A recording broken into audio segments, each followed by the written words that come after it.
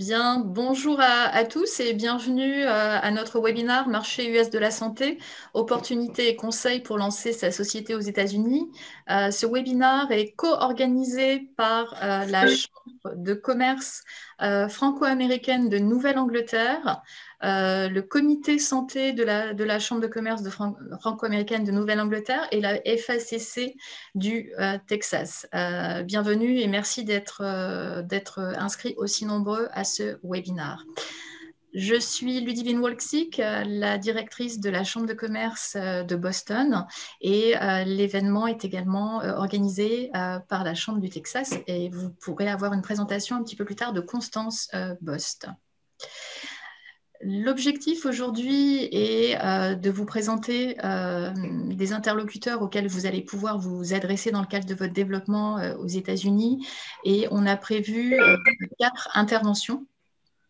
Donc tout d'abord, une présentation par le FABS, le French American Biotech Springboard, donc le groupe d'experts santé de la FACNI sur l'écosystème en sciences de la vie de Nouvelle-Angleterre, donc la région de Boston, puis une présentation par Constance Bost sur l'écosystème en sciences de la vie au Texas.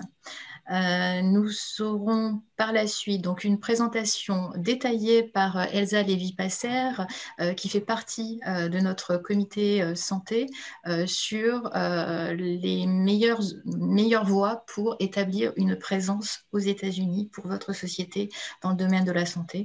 Quelques mots sur les différences culturelles entre les États-Unis et la France, puisqu'elles sont en fait plus importantes qu'on ne peut l'anticiper, souvent quand on perçoit les États-Unis depuis l'Europe. Et nous avons la chance d'accueillir 2 entrepreneurs français installés aux États-Unis d'assez longue date. Donc Marc Garbet, qui est basé à Houston, qui dirige la société OR Intelligence, et Romain Marmot, donc, qui est cofondateur et en charge du développement de la société Volantis. Alors, quelques remarques préalables avant de parler spécifiquement de santé sur le marché américain, donc un marché continent avec de nombreux fuseaux horaires et effectivement ce qu'on conseille toujours aux entrepreneurs de France, c'est de ne pas percevoir les États-Unis comme étant un marché unique, mais comme une addition de divers marchés. Concernant le marché américain de la santé, donc aujourd'hui nous faisons un focus sur le Texas et la Nouvelle-Angleterre, mais sachez qu'il existe de nombreux écosystèmes dans le domaine de la santé et nous serons également ravis de vous connecter à nos interlocuteurs, à nos homologues, notamment de la côte ouest, à San Diego et en Californie, où il y a de nombreux centres de recherche.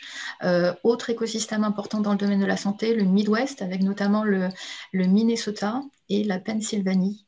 Donc il y a des importantes structures, notamment dans le domaine pharmaceutique. Les États-Unis, 22 milliards de dollars de PIB actuellement. C'est 20%, même plus, du PIB mondial. Une population de 328 millions d'habitants qui, de plus, est vieillissante. Donc, un intérêt particulier pour les sociétés dans le domaine de la santé. Une main-d'œuvre extrêmement qualifiée. Et enfin, et ça, le comité, le forum santé de la Chambre de Nouvelle-Angleterre va en parler plus en détail, mais pour la Nouvelle-Angleterre notamment, un accès aisé aux sources de capital, que ce soit de seed money ou de venture capital. Je vais laisser maintenant la parole à Laure Beriner pour commencer la présentation sur l'écosystème en sciences de la vie pour la région de Nouvelle-Angleterre. Merci Ludivine. Bonjour, donc je suis Laure Berliner, je suis pharmacien, j'ai un MBA, j'ai travaillé en France en Big Pharma et aux États-Unis dans des petites sociétés aussi CROs. Voilà, donc j'ai rejoint la Chambre de commerce il y a à peu près 10 ans et je représente un groupe de bénévoles qui travaillent dans l'industrie des sciences de la vie en Nouvelle-Angleterre. Donc, ces bénévoles ont un profil particulier et je laisse ma co-chair Gigi dire quelques mots. Bonjour, je m'appelle Gigi, je suis pharmacienne et je suis exécutive en biotechnologie ici à Boston. Je m'occupe des affaires médicales depuis 15 ans et je suis la co-chair avec Laure de FABS, l'équipe FABS. C'est le bras scientifique de la Chambre de commerce franco-américain de la Nouvelle-Angleterre et on donne des conseils et notre équipe est constituée d'experts dans les sciences de la vie et nous avons des expériences professionnelles complémentaires. Par exemple, moi-même, je suis en les affaires médicales, mais nous avons un entrepreneur, quelqu'un qui s'occupe des finances chez Sanofi, business, stratégie en business.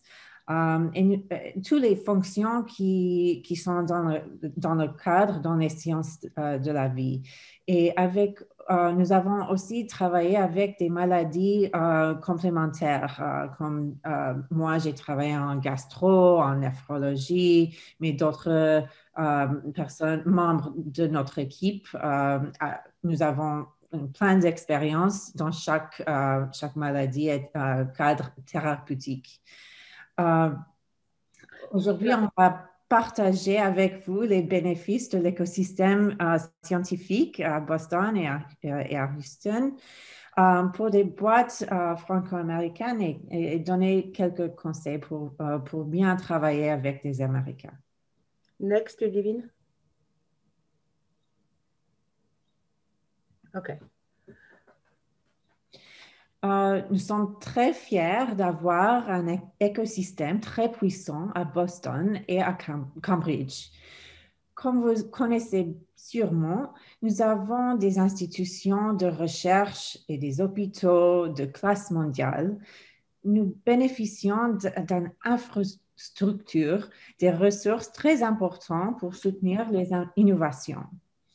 Il y a également une multitude de VC et des angels pour financer des entreprises, mais aussi les incubateurs et des espaces de travail et de recherche pour les startups, comme vous avez chez Station F à Paris. Et comme Boston est un hub pour la science, nous avons des experts dans plein de domaines. Quand on compare le financement en Nouvelle-Angleterre avec d'autres parties des États-Unis, peut-être Laure, vous pouvez ajouter sur ça. Oui, donc c'est vraiment le résultat de cet écosystème qui est très vibrant et tout est à proximité, on va en parler un peu plus tard, qui fait que eh bien, la Nouvelle-Angleterre est un des top hubs en termes d'investissement early stage. Donc, et ça a encore augmenté. Les chiffres que je vous donne ont 2 ans, ont 3 ans. On voit bien que New England est juste est dans vraiment les top hubs. Quand on parle de Nouvelle-Angleterre, tout se passe à Boston et Cambridge. Et c'est vraiment là où l'innovation est vraiment privilégiée. Il faut vous dire qu'avec le Covid, les investissements en biotech ont vraiment dépassé tout.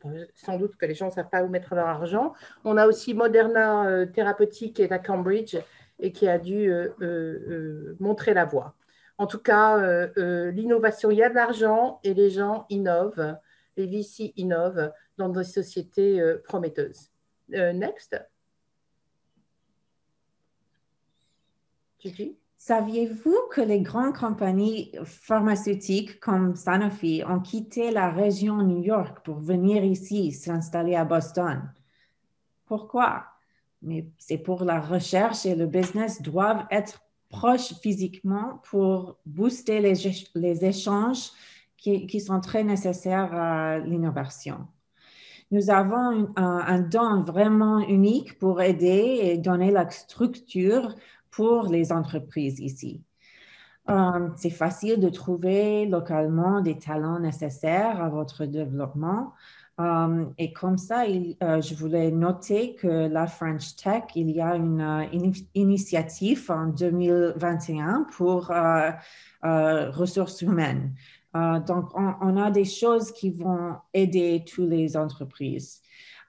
Aussi, il faut penser à la qualité de la vie. Et on est entre New York et Canada et nous sommes à proximité de l'Europe et avec un décalage des horaires moindre. Ça marche très bien pour les réunions de business transatlantiques. Next. OK. Quelques mots sur l'écosystème. Une des particularités de Boston Cambridge, c'est un écosystème français qui est très important. Alors, ça peut paraître un petit peu confusing au départ parce qu'il y a différentes entités, mais en fin de compte, tout est assez fluide et se connecte bien. Donc, la chambre de commerce, c'est vraiment le point d'ancrage. Notre groupe dépend de la chambre de commerce et nous offrons des services de consulting, entre guillemets, temporaire et gratuit. On essaye d'aider les entreprises françaises à naviguer dans cet écosystème.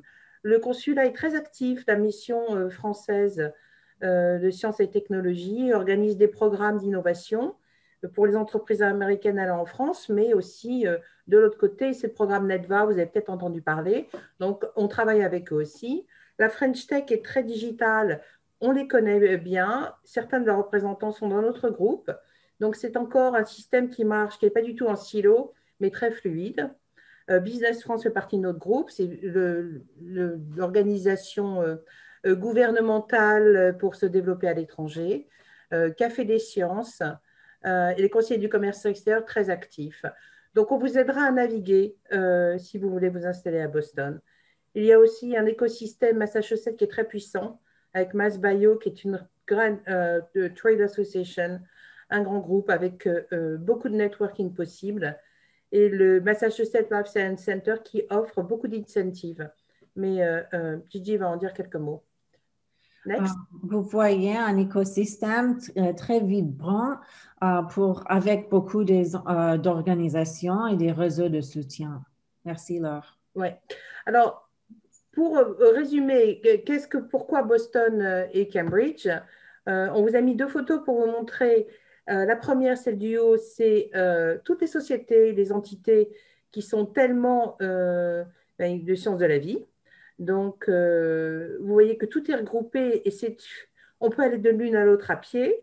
Et il y a un réseau parallèle qui est en train de se développer sur Boston, sur le Seaport. Tu veux dire quelques mots des accélérateurs et ce qu'ils apportent pour les sociétés françaises? Oui, je voulais dire aussi que notre station à métro à Kendall, il y a plus de 300 entités scientifiques juste là-bas à Kendall. Mais pour les accélérateurs, il y a le funding, il y a le mentoring, il y a des programmes pour donner des conseils avec Mass Challenge.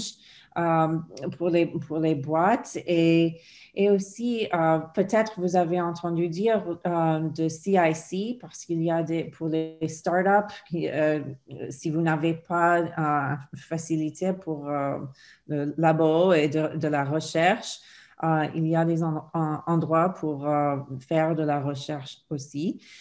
Mais il y a aussi des grandes entreprises font beaucoup de external innovation. C'est une nouvelle chose ici avec beaucoup d'énergie maintenant à Boston pour faire des collaborations entre les grandes entreprises et les petites startups, les nouvelles entreprises. Donc, comme Biolabs, qui est dedans le bâtiment de Ipsen, chez Ipsen, par exemple. C'est un incubateur chez Ipsen, mais le nom, c'est Biolab. Et il y a quelque chose à Paris avec Biolabs aussi. Donc, peut-être vous avez entendu dire le nom de ça. Il y a aussi des tax credits, les crédits tax. Oui, avec l'État de Massachusetts. Donc, chaque État, nous avons des choses comme ça pour améliorer et donner avec le funding, mais aussi les infrastructures pour les entreprises. Next.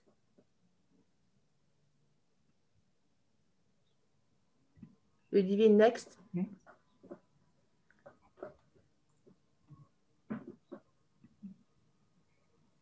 Ok, merci. Donc, moi, je suis Constance Bost, je suis la directrice de la Chambre de commerce à Houston et au Texas. Merci beaucoup pour cette présentation de Boston, c'était vraiment très intéressant et je trouve que ça illustre très bien la manière dont on fonctionne à la Chambre de commerce, c'est-à-dire que, bon, comme Ludivine, donc moi je suis à la direction de la Chambre de commerce, mais on s'appuie sur un réseau de professionnels qui sont dans différents secteurs, donc aujourd'hui dans la santé, et c'est grâce à ces professionnels qu'on arrive à être très efficace et à faire des réponses précises et pointues sur les différentes industries. Donc merci beaucoup pour cette présentation. Moi je vais vous présenter l'écosystème du Texas. Donc nous on est plus des challengers. En général, de France, la côte Est et la côte Ouest sont mieux connues. Mais ce qui se passe au Texas est très intéressant pour les entreprises françaises. Donc, très rapidement, j'espère vous donner envie d'en savoir plus. Donc, cette première slide, je voulais illustrer ce qui se passe au Texas aujourd'hui. Donc, vous voyez ces deux géants, là, deux illustrations. On a Apple qui construit un campus énorme au Texas où tous les MacBooks vont être produits. Et il y a aussi énormément de software. On a Tesla qui a annoncé, donc qui quittait la Californie pour s'installer également au Texas. Donc on a un flux qui est positif du Texas, de la Californie vers le Texas, qui est assez intéressant pour nous. Donc on a évidemment ces géants qui font la une de la presse, mais ça se voit aussi au niveau des startups. Donc j'ai choisi là, cette image là, de cet entrepreneur qui construit des fusées. Et je trouvais ça intéressant parce que il y a une interview récente de lui où il explique pourquoi il a choisi le Texas. Et contrairement aux géants qui parlent souvent des intérêts financiers parce que l'écosystème est très business friendly avec des taxes extrêmement légères, cet entrepreneur lui disait que parce que tout simplement il fait des choses innovantes et la législation est vraiment pro-innovation au Texas, et quand on arrive avec des produits différents et nouveaux, on n'est pas embêté par trop d'administratifs. Donc lui, c'était la raison pour laquelle il venait au Texas et je trouvais ça intéressant. En termes de levée de fonds, de valorisation, donc on a des licornes made in Texas, et on en a de plus en plus. Donc c'est une tendance évidemment qui est célébrée. On a fait il n'y a pas longtemps un événement avec Christophe Lavigne qui a fait un exit spectaculaire il y a quelques années à Austin avec son entreprise dans les life science. Et évidemment, on espère en avoir d'autres. Donc voilà, pour un panorama plus général, Ludivine, si tu veux montrer la prochaine slide, pour parler plus précisément de la santé, je voulais mettre en avant le Texas Medical Center. Donc sur cette slide, donc c'est Houston. On voit, donc c'est très vert, donc c'est comme s'il y avait deux villes, une première en premier plan et une autre en deuxième plan. Donc au fond, les tours, c'est downtown avec tous les grandes entreprises, les headquarters des Fortune 500. Et la première ville devant, en fait, ce sont que des hôpitaux. Donc il y a à peu près une cinquantaine d'hôpitaux. Et cette ville uniquement d'hôpitaux est encore en train de grandir parce qu'il y a un investissement de 2 milliards qui est fait pour encore construire des nouveaux hôpitaux. Et avec cette densité hospitalière, il se passe des choses super intéressantes pour des startups dans la santé. Donc, sur la prochaine slide, il y a quelques chiffres. Voilà, et des chiffres qui sont, je trouve, assez spectaculaires. Pour vous donner un ordre d'idée, c'est l'équivalent du réseau de la PHP en France au même endroit. Donc, cette ville d'hôpitaux. Donc, voilà, donc c'est 10 millions de visites de patients par an. C'est 10 000 lits de patients au Texas Medical Center, 180 000 opérations par an. Et ce qui est intéressant, c'est que la manière dont ils présentent le Texas Medical Center, c'est une marketplace, c'est-à-dire une concentration avec finalement tous les utilisateurs finaux de l'innovation dans le médical. Avec donc ces gros investissements dans toutes ces infrastructures médicales, a suivi des investissements dans tout ce qui est innovation. Donc Ludivine, sur la prochaine slide, on voit le centre d'innovation qui est au cœur de cette ville d'hôpitaux. Et il y a différents incubateurs donc, qui sont voilà, au centre de cette ville hospitalière, dont 3 particulièrement intéressants. Donc, c'est l'incubateur lui-même du Texas Medical Center, et ce qui est intéressant, c'est qu'ils choisissent les startups en fonction de l'intérêt de leur réseau d'hôpitaux. Donc, l'idée, c'est vraiment une approche business en disant on choisit des entreprises dont on sait que la solution va être utile et utilisée au sein de notre réseau d'hôpitaux. On a aussi AT&T qui a ouvert leur incubateur Foundry sur tout ce qui est MedTech, et Johnson Johnson qui font Medical Device. Donc là-dessus, on a de la chance d'avoir Marc Gardé qui est le président de la French Tech et un entrepreneur dans la santé. Il a été incubé je crois, dans 2 de ces incubateurs. Là, il pourra nous en dire plus. N'hésitez pas à poser vos questions là, dans le chat parce que Marc va faire une présentation plus tard. Voilà, mettez vos questions dans le chat et je sais que Marc sera ravi de présenter et répondre à vos questions. Donc voilà l'essentiel. Je ne vais pas reprendre ce qu'a présenté très bien Boston sur le réseau français qui existe, le réseau d'accompagnement qui existe aussi au Texas. Pour donner un ordre d'idée, la France est le 2e employeur étranger au Texas. Donc ça vous donne une idée du poids économique de la France et du réseau qu'on a sur place. Voilà, merci beaucoup.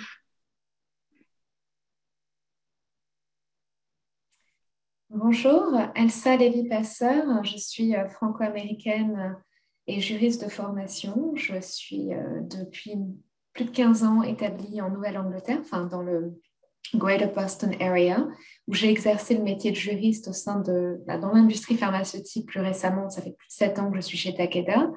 Et avant, pendant près de 4 ans, j'ai accompagné une filiale de distribution française, une société qui était dans le medical device, dans les applications logicielles, et qui cherchait à s'implanter et avoir une présence physique, mais également à animer un réseau de distributeurs et d'agents commerciaux sur le terrain. Donc, tout à fait dans la ligne des questions qui doivent vous animer aujourd'hui, puisque vous êtes ici présents. Donc, ma présentation a la vocation à donner un éclairage sur les modes de représentation légale pour s'implanter aux États-Unis, quelles sont les voies envisageables, les voies possibles, et éventuellement aussi toucher un peu sur le coût du salarié et faire la lumière sur les stigmas. Est-ce qu'un salarié américain coûte plus ou pas? Voilà, next. Véritablement, pour moi, la façon dont je vois la conquête de ce marché américain, c'est véritablement 2 grandes options. Elles ne s'opposent pas parce qu'on peut tout à fait imaginer que les deux viennent ensemble. La première, c'est optimiser et utiliser les réseaux de distribution. Donc, ça peut être par le fait de trouver les bons agents commerciaux et établir une représentation commerciale par le biais des services d'un agent qui va être un independent contractor, un non-salarié, commissionné et qui va être là pour présenter vos produits ou vos services. Le second mode, ça peut être de trouver le bon réseau de distributeurs. Les distributeurs sont des revendeurs, donc vous revendez vos produits, vos services à un tiers qui va les développer pour vous, avec un territoire qui va être défini et avec la possibilité de définir l'exclusivité ou pas de vos produits et vos services avec ces distributeurs. Enfin, le troisième point qu'on peut voir, c'est ce qu'on appelle le Original Equipment Manufacturer. C'est un contrat intégré.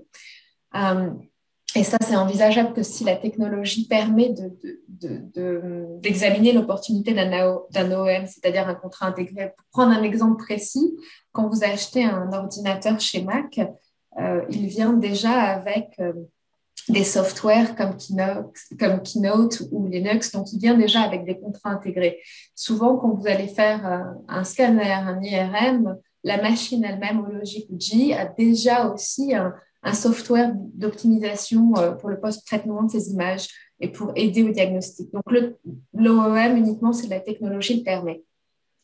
La seconde voie pour s'établir sur ce marché américain, c'est avoir une présence, c'est-à-dire un pied, véritablement une présence physique. On a tendance à penser, peut-être, et à tort, que la première façon de s'implanter quand on n'est pas sûr, c'est pas de créer sa boîte, sa filiale, c'est de mettre une branche, c'est de mettre une succursale. Et je le dis à tort parce qu'en fait, la succursale, elle offre aucun avantage véritablement sur le plan fiscal et sur la responsabilité.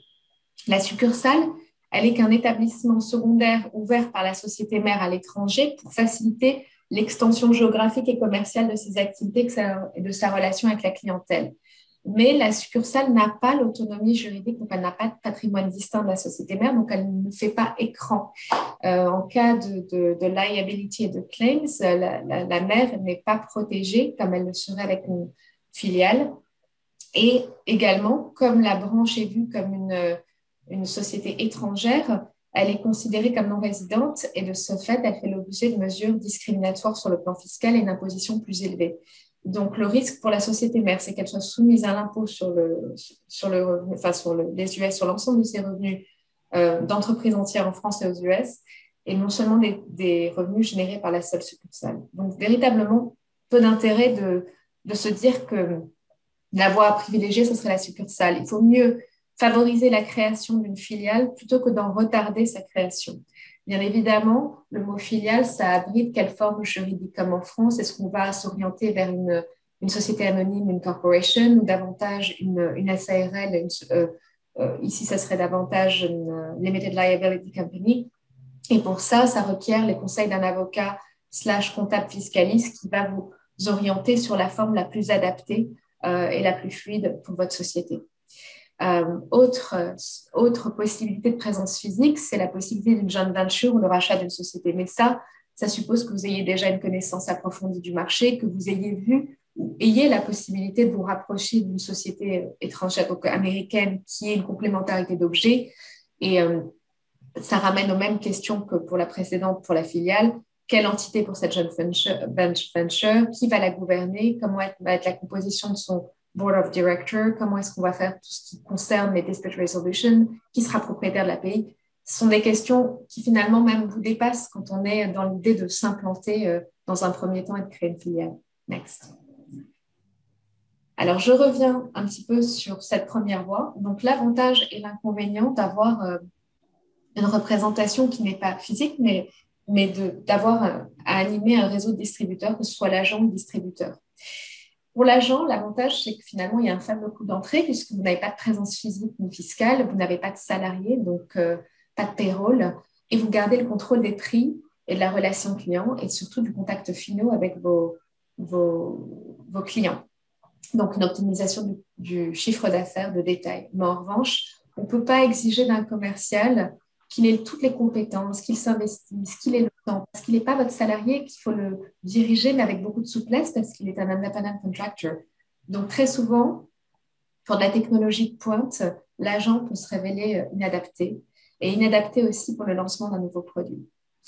Pour les distributeurs, il faut trouver les bons distributeurs spécialisés dans les niches qui vous intéressent. Ils existent, mais ils vont vous racheter vos produits avec un coût moins cher pour eux pouvoir les revendre. Donc, vous allez perdre un peu sur l'affaiblissement de la marge et certains produits ne rentrent pas toujours dans le cadre d'une entente distribution traditionnelle achat-vente. L'avantage, c'est que le service après-vente, la garantie, lies on the distributor et faible coût d'entrée. Donc, c'est une voie possible, mais ça reste, quand on est à distance, pas toujours facile de gérer ces relations-là. On peut être une filiale tout en ayant des agents non contractuels. C'est pas toujours simple de gérer un réseau d'agents parce qu'ils ne nous appartiennent pas, ils ne sont pas salariés, ils ne sont pas des nôtres. Voilà, next. La prochaine slide, voilà. Ouais.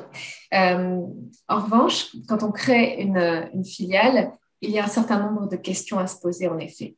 La première, c'est véritablement connaître son marché, avoir fait une véritable étude marketing, parce que lancer un nouveau produit sur un marché américain alors qu'il a pu, je ne sais pas, être un véritable succès en Europe ou en Asie, ce n'est pas forcément la garantie que le client va percevoir les mêmes intérêts. Donc, d'où l'intérêt d'une étude, de connaître son marché, de connaître ses segments, de savoir s'il y a une opportunité et éventuellement de se rapprocher de sa base géographique de clients. On a vu que beaucoup de sociétés de technologie de pointe ont choisi la Silicon Valley parce qu'elles étaient toutes présentes, À l'inverse, ici, on a beaucoup de biotech et un écosystème qui est florissant. Et les sociétés se rapprochent et se mettent dans le même giron géographique, je dirais, pour favoriser ces échanges. Examen du droit du travail et de l'immigration, il est très important aux États-Unis, puisqu'à partir du moment où on veut créer une filiale et qu'on veut éventuellement faire venir des gens de la société mère, il faut connaître tout ce qui concerne les visas L1, A and B, intercompagnie visa. Il faut connaître un petit peu son droit du travail, même si ici, les salariés sont très fluides, peuvent partir très vite parce qu'ils sont at will. Ça marche dans les deux sens, pour l'employeur comme pour le salarié. Et il y a en revanche tout un arsenal de règles en matière de non-discrimination, d'heures de travail, de sécurité, de santé des salariés, de protection des handicapés. Donc, toujours important de connaître son environnement. Les formalités administratives de mise en conformité, donc ça tout ce qui concerne affaires réglementaires, FDA clearance, custom et douane, etc.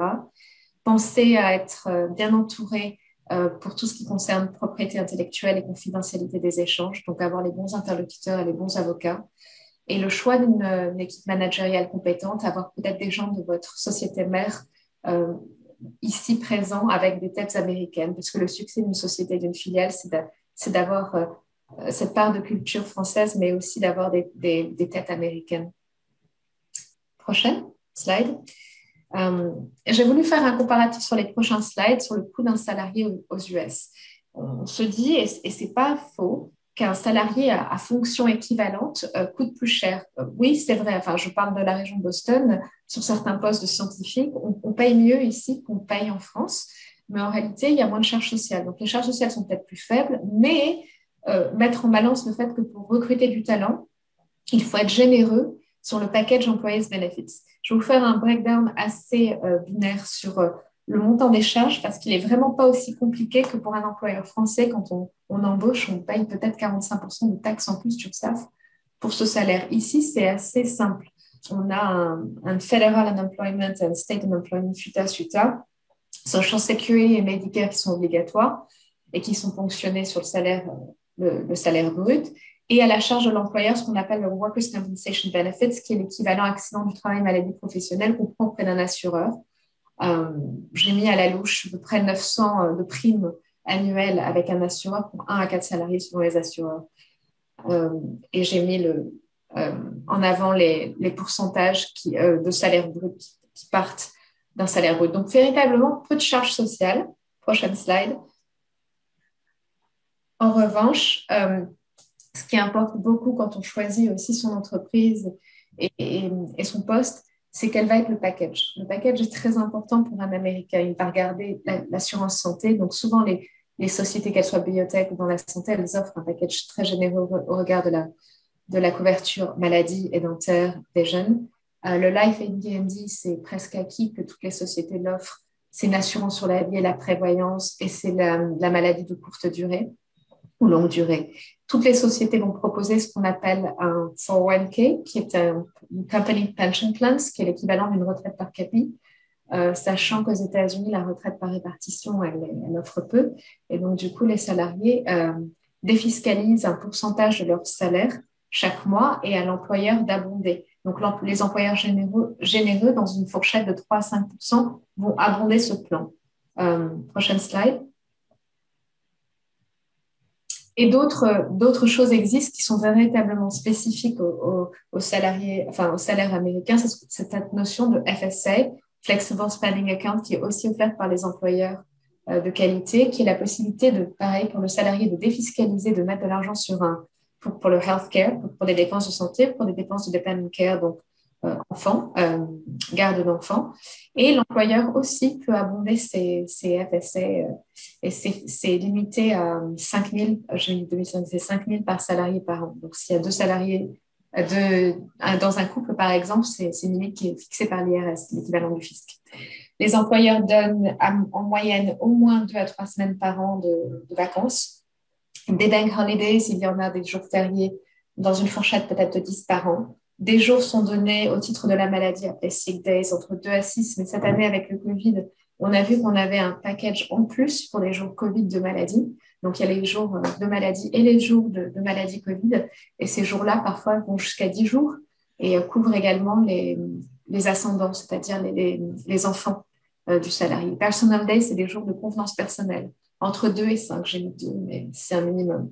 Et d'autres avantages comme des discounts sur le coût de l'assurance auto, de l'assurance maison ou autres fitness plans ou wellness plans où on vous donne de l'argent, où vous rembourse, je ne sais pas moi, un Peloton par exemple, c'est le cas cette année chez Takeda, ou Tuition Reimbursement Program pour des études qu'on voudrait faire dans le cadre du plan de développement personnel. Donc, on essaye de loader ce package qui ne tient pas compte du fait que beaucoup de salariés, enfin, nombreux, ont aussi un bonus qui est de 15 à 20, voire 25 selon votre fonction, enfin, je perds mes mots, votre niveau de management. Voilà. Je crois que j'ai fini pour les avantages sociaux.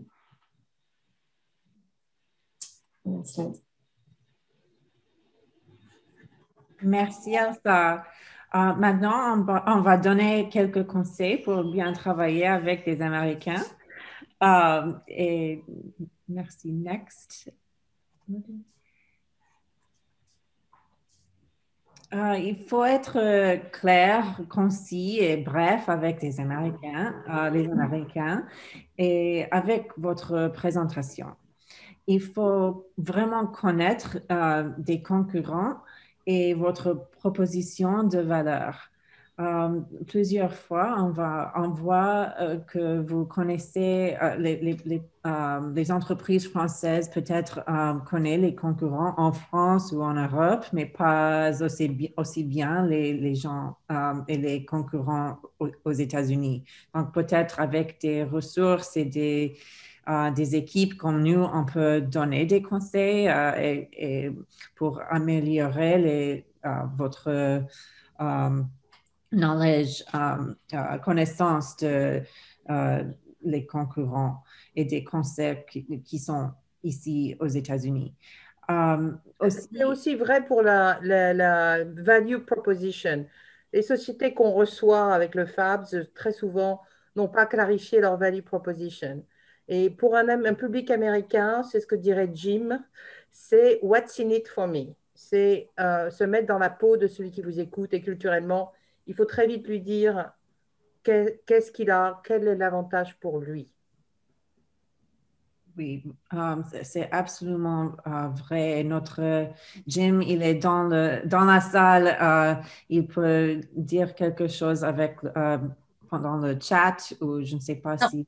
Jim peut parler. Jim, si tu ouvres ton micro, tu peux parler maintenant. Ok. Non, mais allez.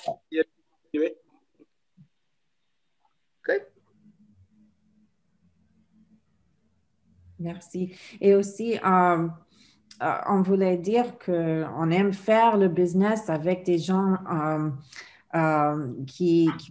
avec qui on a la confiance. C'est très important de faire des liens, de trouver des rapports avec quelqu'un que vous faites le business. C'est important aussi quand vous parlez et vous allez trouver des rapports avec des entreprises ou les investisseurs que vous devrez protéger votre IP. Quelquefois, on est très fiers de notre science et notre produit. On doit être sûr que c'est d'accord de partager les informations, soit soit par la voix ou par email. L'autre chose que je vois, je suis américaine, j'ai travaillé en France, mais je vois que le sentiment, c'est toujours de discuter et partager l'histoire et l'approche quand je parle avec les entreprises françaises. Mais à d'autres cas, les Américaines aiment de connaître vraiment le résultat. Donc, nous sommes results-driven, résultats, qu'est-ce que vous allez donner à moi? Mais nous sommes très fiers de notre histoire, notre approche, l'idée. Et c'est important de trouver la balance entre les deux, le résultat et l'approche. Et avant d'expliquer la technologie, expliquez ce que vous apportez comme change, game changer, plutôt qu'attirer l'attention. Oui. Et si vous avez des chiffres ou des succès en Europe en avance, si vous voulez s'implanter ici à Boston ou aux États-Unis, c'est important de dire ce que vous avez déjà fait ou les grands succès parce que c'est votre histoire, mais avec des choses objectives aussi. Quelque chose qui devient de plus en plus important pour des gens, c'est parce que des technologies sont encore nouvelles, et donc ils ne les connaissent pas. Et donc, une des premières questions qu'ils vont vous poser, c'est qui est vos investisseurs? Et c'est très important parce que si c'est un VC, par exemple, ou quelqu'un qui est très connu comme investisseur, tout de suite, ils vont dire, bon, d'accord, si eux, ils disent que c'est bon, dans ce cas-là, moi, je dis, je suis d'accord avec eux. Et donc, c'est très important de savoir que la plupart des investisseurs, et même des gens qui sont intéressés pour être partenaires, veulent savoir qui a décidé que c'est bon. Et je ne peux pas dire assez que aujourd'hui, c'est les investisseurs, c'est le nom des investisseurs qui compte plus que la science, plus que les résultats. Tout le monde suit les investisseurs connus. Très important. Aussi, si vous n'avez pas dans votre équipe, je pense que c'est important d'avoir un SAB ou un board qui a des gens qui sont connus ou plusieurs fois les hôpitaux petites. Je vois que c'est très connu en France ou en Europe, mais pas aussi bien ici. Donc, pour avoir quelqu'un dans une institution ou dans les affaires aux États-Unis qui peut aider et faire un lien avec complémentaire pour votre équipe. Tout ça, ce sont des conseils. On n'a pas beaucoup de temps. Juste attirer votre attention que si vous voulez vraiment vous lancer, vous pouvez nous contacter à travers la FACNE et on essaiera de vous aider pour vous donner des conseils qui sont spécifiques à votre entreprise en sciences de la vie. C'est ce qu'on fait, on donne de notre temps, ça ne vous coûtera rien. OK. Merci. Next. Bien. Merci à tous pour le partage de votre expertise. Donc effectivement, vous avez ici donc quelques contacts pour pouvoir nous joindre après l'entretien. C'est des éléments qu'on pourra aussi partager avec vous par email. Et je vais maintenant laisser la parole à Romain Marmot. Qui est basé à Boston. Romain a un parcours assez exceptionnel. Sa société a été fondée il y a une vingtaine d'années en France. Il est actuellement donc le Chief Business Officer de la société. Il est par ailleurs président du comité des conseillers du commerce extérieur de la France pour la Nouvelle-Angleterre et également il a fait partie du board fondateur de French Tech Boston. Donc on a trouvé intéressant que Romain puisse être là aujourd'hui pour témoigner sur son expérience américaine. Romain, c'est à toi. Merci Ludivine, tu vas me faire rougir. Merci de m'offrir cette opportunité de partager mon expérience. Donc, je suis en effet entrepreneur fondamentalement. J'ai une société dans les sciences de la vie, au carrefour du numérique et de la santé, mais on travaille beaucoup avec l'industrie pharmaceutique. Donc, j'estime plus dans les sciences de la vie que dans le digital. Et on a démarré notre aventure américaine il y a à peu près 10 ans. Et on avait cherché où s'implanter et on a vu que Boston, c'était quand même assez solide dans le domaine des sciences de la vie, mais il y a d'autres options, bien entendu. Nous, on a choisi de s'installer à Boston et on a fait un choix qui me semble important à partager avec vous et qui a été mentionné par un intervenant précédemment. c'est de déplacer un des fondateurs. Donc c'est mon cas, je suis fondateur de l'entreprise, on a fondé l'équipe à 3. Et on n'a pas tiré à la courte paille, mais presque, et c'est tombé sur moi et je suis venu, et ça me paraît important. Alors, il y a d'autres moyens d'approcher le même résultat, mais le résultat qu'on recherche, c'est qu'il y a une personne sur le sol américain qui ait la légitimité suffisante pour pouvoir parler à l'équipe fondatrice en France et leur dire ce qu'il faut changer. Parce qu'il faudra changer des choses. Si ce n'est la technologie, il faudra au moins changer le discours, le marketing, la façon dont on présente la valeur ajoutée de sa société. Et quand on a quelqu'un qui, sur place, n'a pas assez de légitimité, le risque qu'on prend, c'est qu'il va parler dans le vide. Les fondateurs en France, ils vont dire « Non, mais moi, je connais bien mon produit, je connais bien ma technologie, tu ne vas pas m'expliquer comment on vend ça. » Et pourtant, c'est fondamental. Donc, idéalement, si on a une personne de l'équipe fondatrice sur place, c'est mieux, parce que la légitimité, elle est là de fait, mais il y a une connivence qui existe déjà. Si ce n'est pas quelqu'un de l'équipe fondatrice, il faut vraiment que ça soit une personne qui ait la confiance de l'équipe dirigeante. Pour nous, ça a été un élément important de notre succès dans cette greffe, ou en tout cas dans cette démarche d'export.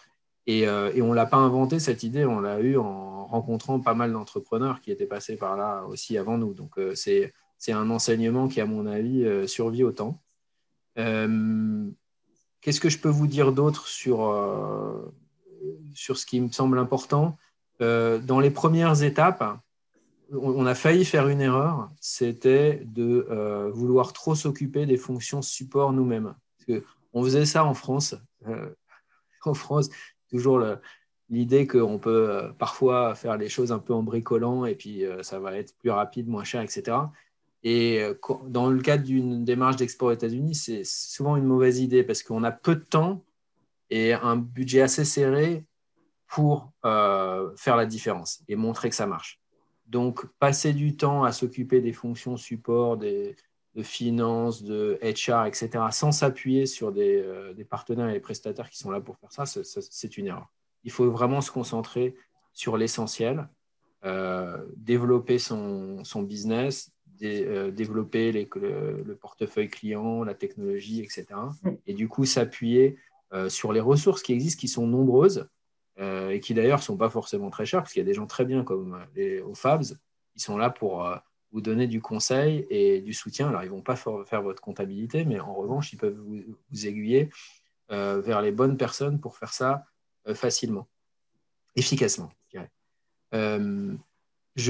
Aussi, quand on vient aux États-Unis, c'est un avis personnel, je ne sais pas si les autres le partageraient, mais c'est quand même plus simple quand on a déjà une référence américaine, un client, un partenaire. Et il y avait la notion de validation, je pense que c'était dans ce que tu disais, Jim aussi, ou certains autres intervenants, le fait qu'il y ait un membre du board qui est un KOL reconnu aux États-Unis, une institution académique reconnue aux États-Unis. Si on a déjà ça avant de s'installer, c'est quand même beaucoup plus simple, parce que sinon, on a vraiment beaucoup de travail à faire alors, quand on démarre aux États-Unis. C'est un aspect de validation très, très important, parce que la France, elle n'est pas connue pour son industrie de santé, donc on serait dans le vin ou le fromage, on n'aurait pas besoin de sortir le meilleur œnologue américain, mais là, on a besoin de sortir quelqu'un qui est compétent, qui est reconnu. Alors, ça peut être un VC, comme tu l'as dit, Jim, qui est déjà au board, qui est déjà dans le capital, mais idéalement un client ou un partenaire, déjà. Donc, je pense que nous, on a attendu d'avoir cette première référence. On avait fait un premier déploiement de notre technologie avec un partenaire qui n'était pas américain, mais qui était la filiale d'un groupe européen aux États-Unis. Et du coup, c'était un projet avec une référence américaine qui était capable de parler à d'autres Américains de notre technologie pour dire que c'était solide, c'était fiable. Je ne sais pas combien de temps il me reste, mais à mon avis, pas beaucoup de temps. Et je voulais vous parler HR aussi, rebondir ce que Elsa a dit. J'avais quelque chose à ajouter par rapport à la fonction HR. Quand tu disais à l'instant qu'il fallait mieux se focuser sur son cœur de métier et déléguer les tâches HR, pour tout ce qui concerne la fonction payroll et le package benefits, ça peut être géré par ce qu'on appelle un PEO, un Professional Employees Organization, ils font ça très bien. Ils s'occupent de la fonction payroll, donc la fonction paye, de collecter les charges et également, si vous n'avez pas suffisamment de salariés pour avoir un 401k, ils agglomèrent toutes sortes de petites PME pour justement offrir cette possibilité d'avoir un 401k qui est si importante pour un salarié américain parce qu'on choisit beaucoup aussi son entreprise en fonction de ce package. C'est un élément en plus de la rémunération, mais il fait partie de ce choix. Je te confirme que c'est ce que nous avons fait au début. Parce qu'un des points bloquants, comme tu viens de le dire, c'est l'accès à des bons plans de santé, par exemple. Quand on est trop petit, les assureurs ne vont pas nous permettre d'avoir des bons plans de santé et c'est un critère essentiel pour les candidats de sélection de leur employeur, par exemple. Le seul inconvénient, c'est quand on démarre avec un salarié unique, on ne peut pas avoir le life insurance. Ça, c'est la seule chose que j'ai appris, même avec un PIO. Voilà. En tout cas, ça paraît une bonne chose à faire au début. Au moins au début, et puis après, on prend son envol, on a plus de monde, exactement. On peut négocier directement les différents contrats et les payroll, etc. Il y a une réalité dans ce que tu avais dit aussi, c'est sur le sticker shock du salaire. Alors certes, le salaire brut, il faut se dire que ça va par-dessus, on va rajouter beaucoup moins de charges, comme tu l'as démontré, mais il faut bien payer les gens. Il faut bien payer les gens. Et ça va coûter beaucoup plus cher qu'en France. Et une erreur à faire, et qui se fait très souvent par les entreprises françaises qui viennent ici, c'est du coup être un petit peu… en deçà du prix et de ne pas arriver à fidéliser son salarié. Alors, soit pas fidéliser, soit vraiment avoir des gens qui ne sont pas super forts. Pourtant, le premier salarié, c'est presque le plus important. Donc, il ne faut pas hésiter à ouvrir son porte-monnaie. Ça va peut-être être le premier salaire de l'entreprise. Ça va peut-être poser problème à l'équipe de direction ou de fondateur, mais c'est important. C'est une mauvaise économie que de mal payer. Et puis, même si on a un très bon candidat pour un prix raisonnable, comme tu l'as dit, Elsa, le risque, c'est que dans un milieu compétitif, il ne va pas rester. Le turnover, il est beaucoup plus grand aux États-Unis. Absolument.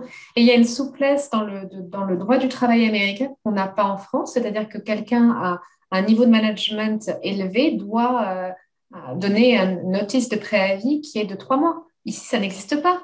Même en director's level, on part en 2 semaines, on prend ses clics et ses claques parce que c'est de la twill. Donc, c'est à la fois un avantage parce qu'on recrute plus facilement, mais on peut perdre aussi plus facilement ses salariés. Et c'est ce qui fait la valeur d'une entreprise, c'est d'avoir des bons éléments. Absolument.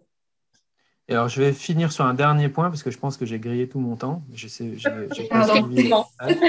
c'est pas toi qui m'as grillé, j'avais déjà bien utilisé. Sur les financements, justement, le marché américain est énorme, c'est une opportunité fantastique. On ne peut pas ignorer l'opportunité que ça représente en termes d'export de nos technologies. Mais ça coûte cher. Il n'y a pas que les HR qui coûtent cher, tout coûte cher. Donc, on a besoin d'être bien financé. Et donc, on ne peut pas aller aux États-Unis juste pour voir.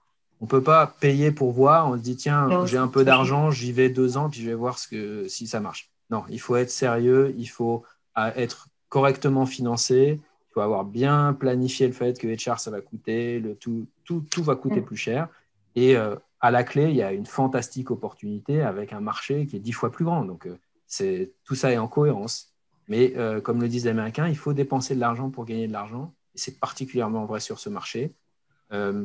Dernier petit commentaire. Je reviens sur le réseau de soutien français ou francophile qui est représenté en partie ici, mais il y a d'autres institutions qui ont été citées sur les slides, par exemple la French Tech, les conseillers du commerce extérieur. Donc, il y a surtout dans les sciences de la vie, il y a un vrai réseau très solide pour vous aider. Donc, tournez-vous vers ce réseau. Et puis, c'est peut-être grâce à ce réseau que vous trouverez votre premier partenaire et même votre premier client, parce que des Français dans les postes de direction, de décision dans l'industrie de santé, il y en a beaucoup aussi aux États-Unis. Voilà. Merci Romain. La parole est à toi, Marc. Eh bien, merci beaucoup pour cette opportunité. Je pense que les conseils donnés par Romain et l'équipe sont absolument excellents et je n'ai pas grand-chose à rajouter à cela. Alors, juste un mot sur mon expérience personnelle. C'est en fait assez différent puisque au départ, je suis un universitaire. Et donc, je suis un de ces universitaires qui a construit ma carrière avec des publications et des grandes. Et à un moment donné, j'ai décidé de franchir le pas et de monter ma société. Donc, c'est en esprit assez différent. Par contre, je pense qu'il y a beaucoup d'universitaires français qui ont de bonnes idées, qui veulent monter leur start-up et qui sont certainement pas encore équipés pour le faire. Le saut est beaucoup plus grand quand on vient directement de France. Donc, je crois que ça vaut vraiment le coup d'adresser spécifiquement ce type de profil. Je voudrais insister sur le fait que chaque entreprise est très différente et en particulier si on fait un business en pharma ou en medical device ou en digital health, c'est très, très différent. Les cycles, les investissements, le retour sur investissement, tout ça, c'est vraiment très, très différent. Donc, selon le type de votre entreprise, votre stratégie pour vous implanter et réussir risque d'être fondamentalement différente. Alors, des incubateurs qui vont vous aider, en fait, il y en a des myriades un peu partout aux États-Unis et c'est devenu un business parce que, pour être honnête, ces incubateurs, en fait, vendent des prestations de toutes sortes. Lawyer, human resources, stratégie, etc. Donc, vous ne manquerez pas de gens qui veulent vous aider. Il va falloir construire et certainement vous appuyer sur le Team France avec Business France, le consulat, les chambres de commerce. Il faut vraiment construire un filtre pour vous encadrer de la bonne équipe. C'est très important de choisir votre lawyer, les gens qui vont vous aider avec les finances et autres. Donc, en cela, le réseau risque vraiment de vous aider, je pense. Moi, j'ai eu une chance unique. J'ai recruté un CEO, CFO, qui est une personne qui a une très grande expérience de businessman, qui est Angel et qui a décidé, après sa carrière, il est parti assez jeune de son entreprise, que finalement, les startups, le monde des startups, c'était très intéressant. C'était excitant intellectuellement. Et j'ai eu la chance de découvrir donc quelqu'un qui est dynamique, qui a énormément d'expérience et en qui j'ai confiance. Donc, comme ça a été indiqué, la confiance, c'est super fondamental pour vos collaborateurs au C-level et également avec vos employés. Donc, on a cité le fait que c'était pas tout à fait évident de construire une team de qualité et de garder des gens qui sont fidèles à l'entreprise et d'éviter à tout prix qu'ils partent avec la propriété intellectuelle, bien entendu. Et donc, il ne faut pas oublier que selon la taille de l'entreprise, ce que vous pouvez faire en health insurance, 401k, etc., très différent. En particulier sur une jeune start-up, le problème n'est pas tellement là. En fait, le problème, c'est d'ouvrir à l'intéressement. Si vous avez réservé un pourcentage d'intéressement pour votre équipe, c'est la meilleure façon au final de les motiver parce qu'une start-up est destinée à un moment donné à avoir un exit plan pour beaucoup d'entre eux. Et c'est à ce moment-là que les employés cachent le bénéfice de ce qu'ils ont fait. Donc, vous pouvez faire un déploiement sur l'intéressement qui est tel que vous pouvez vraiment fidéliser, je pense, les personnes. Voilà. Alors, quelques remarques sur la géographie.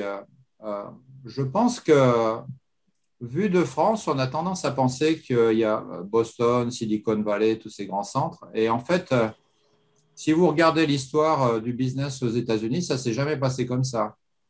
Vous prenez les grands tycoons au 19e siècle, Rockefeller, Carnegie, que sais-je, ces gars-là, ils étaient Ford, ils n'étaient pas sur la côte Est, hein, pour la plupart. Donc, la géographie est très distribuée et il y a énormément d'opportunités. Donc, il faut que vous décidiez en fonction de votre marché et surtout de vos rencontres où aller. Mais je pense qu'il y a de nombreuses possibilités pour vous installer.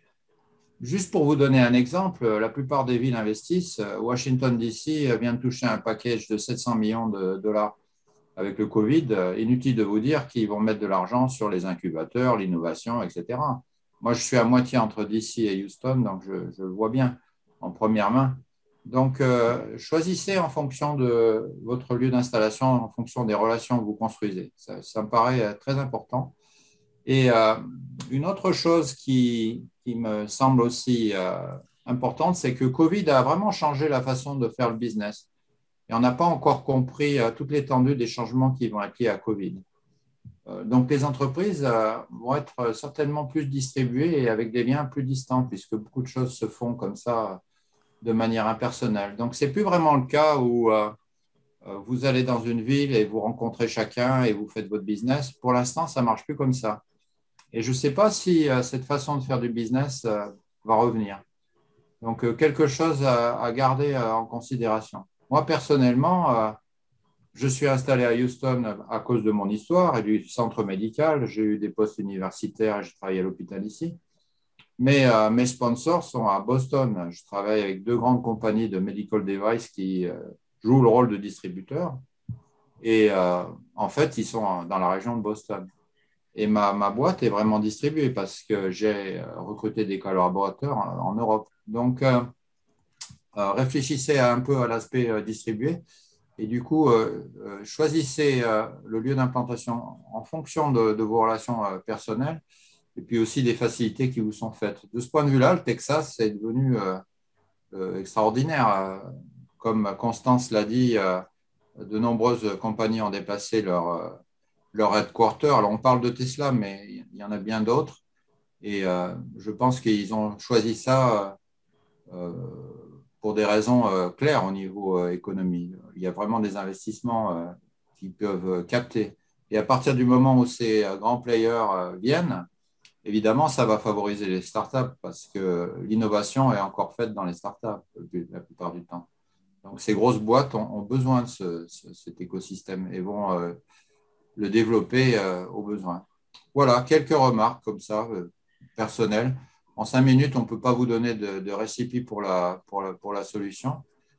Si vous avez des questions, ça sera avec plaisir. Je détiens seulement une petite partie des réponses et vous avez là une équipe qui peut vous aider sur les aspects juridiques, économiques, les liens avec les incubateurs. Donc, c'est une chance pour vous. Moi, j'ai construit ce truc-là un peu en indépendant, en devenant un universitaire américain, en développant mon propre centre avec la National Science Foundation, en tissant mes tissus, mes contacts industriels de manière assez importante. Là, vous avez la chance d'avoir une équipe qui va permettre d'accélérer une implantation aux États-Unis. Voilà. Bien, merci beaucoup, merci beaucoup Marc. Donc, il est 18h heure de Paris. Constance ou l'un des autres experts, est-ce que vous voulez dire le mot de la fin? Merci. Merci à tous. Et puis, on est disponible pour vous aider, donc contactez-nous. Donc, la FACC est un réseau de 18 chambres aux États-Unis. Vous pouvez nous contacter sur le site nationalfacc.org. Nous espérons que cet webinaire d'information vous sera utile. Et n'hésitez pas à nous contacter. Nous sommes tous disponibles via LinkedIn. À bientôt.